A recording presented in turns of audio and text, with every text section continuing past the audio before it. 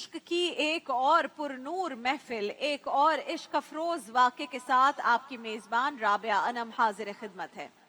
नाज़रीन किराम, अमीरुल मोमिनीन सैयदना उमर फारूक रज़ी अल्लाह ताला अन्हु का जाहो जलाल ऐसा था कि अगर कैसर और किसरा भी मिलने आते तो आप उन्हें खातिर में ना लाते, लेकिन आका करीम सल्लल्लाहु अलैहि वसल्लम आकाए दो जहां के दो गुलाम ऐसे थे जिन्हें हजरत उमर उठ कर मिलते थे, और ये जब दोनों आते थे तो हजरत उमर अपनी जगह मुस्नद पर उन्हें बिठाते थे। एक तो हजरत बिलाल रजी अल्लाह ताला अन्हु, हम सब वाकिफ हैं, और दूसरे नाज़रीन किराम बहुत सारे लोग वाकिफ नहीं हैं, हजरत खबाब बिन अरत रजी अल्लाह ताला अन्हु। हजरत उमर फरमाते थे कि उन्होंने दीन के लिए बहुत तकलीफें बर्दाश्त की हैं।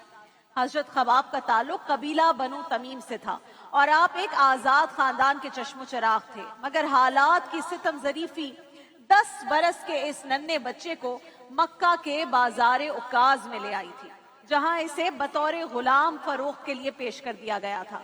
और वहां कुरैश की एक लालची और बहुत ही संगदिल औरत उम्मे अम्मार बिनते सबा गुलामों की इस मंडी में पहुंची तो उसकी निगाहे इंतखाब हजरत खबाब पर पड़ी। उम्मे अम्मार को ये बच्चा इतना पसंद आ गया कि उसकी कीमत अदा की और उसे अपने साथ लेकर घर की तरफ रवाना हो गई।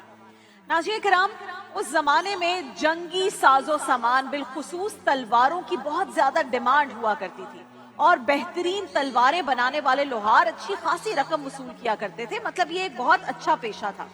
उम्मे अम्मार ने जब ये देखा कि ये लड़का 10 साल का सेहतमंद और ज़हीन है, तो उसने हजरत खबाब को शहर मक्का के एक मशहूर लोहार और तलवार बनाने वाले कारीगर के हवाले कर दिया, ताकि वो उन्हें आहनगरी के फन में ताक कर दे, बेहतरीन बना दे, एक्सपीरियंस बना दे और बेहतरीन तलवारें बनाना उसे सिखा दे।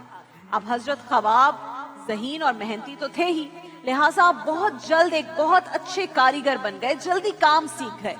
तो आपकी मालिका और मालिका उम्मे अम्मार ने ज्यादा से ज्यादा माली फवायद के हुसूल के लिए अपना जाती लोहार खाना कायम कर दिया।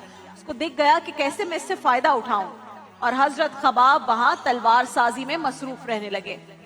अब इस फन में नाज़रीन किराम इतने माहिर हो गए थे आप कि लोग आपके हाथ की बनी हुई तलवारें बड़े शौक से खरीदने लगे थे।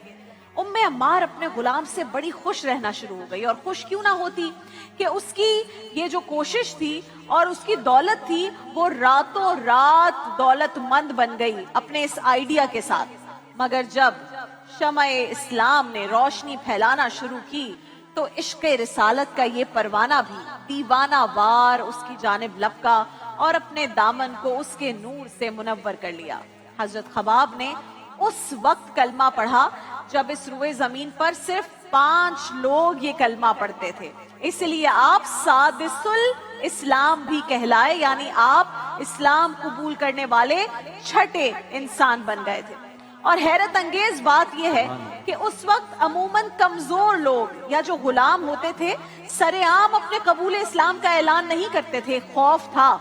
मगर इस पुरजोश नौजवान ने, इस हिम्मत वाले नौजवान ने, इस आशिक रसूल ने अपने इस्लाम को खुफिया रखने के बजाय सरेआम इसका इजहार करना शुरू कर दिया। और क्या खूब कहा है शायर ने, जब इश्क सिखाता है, जब इश्क सिखाता है आदाबे खुद आगाही, खुलते हैं गुलामों पे असरारे शहनशाही, दाराओ सिकंदर से वो मर्दे फकीर उला हो जिसकी फकीरी में हुए असदुल्लाही। जो ही आपने कबूल इस्लाम का ऐलान किया उसी वक्त आपकी वही मालिका, ओनर, ज़ाहिर गुलाम के ओनर्स होते थे, उम्मे अम्मार, जो आपको अपनी आंख का तारा बनाकर रखती थी क्योंकि आप उनको दौलत ला कर देते थे, वो आपकी बदतरीन दुश्मन बन गई। उसने हजरत खबाब को सजा देने के लिए कुरैश के औबाश नौजवानों के हवाले कर दिया। अब नाज़रीन किराम, ये जब वाकया मैं पढ़ रही थी खुद, तो मुझे जब रोंगटे खड़े हो जाते हैं, किसी के दर्द को और तकलीफ को आप महसूस करते हैं, उसी वक्त मेरे साथ वो कैफियत थी। और वो जो औबाश नौजवान थे, दोपहर के वक्त गर्मी जब अपने नुक्ताए उरूज पर होती तो हजरत खबाब को मक्का के करीब चटियल पथरीले मैदान में लेकर जाया करते थे, उनके कपड़े उतार कर लोहे की जिरा पहना देते थे जरा जब गर्मी से तप कर दहकने लगती तो आप उसकी तकलीफ और प्यास और तकलीफ से निढाल हो जाते थे। तो वो आवारा नौजवान आपके करीब आते और पूछते कि अब बता मोहम्मद सल्लल्लाहु अलैहि वसल्लम से मुतालिक तेरी क्या राय है।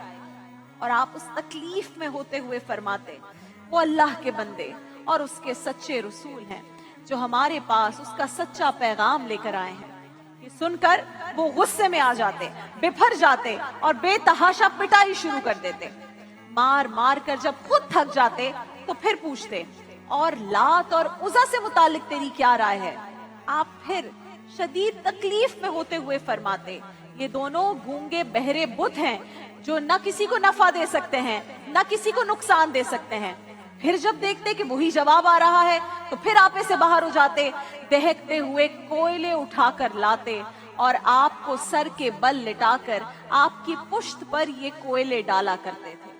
कोयलों की तपिश से हजरत खबाब के जिस्म से चर्बी पिघलने लगती थी और खून बहने लगता था और आप इस हालत में भी क्या कहते रहते थे, ला इलाहा इल्लल्लाह मुहम्मदुर रसूलुल्लाह, यहाँ तक कि आप तकलीफ से बेहोश हो जाते थे।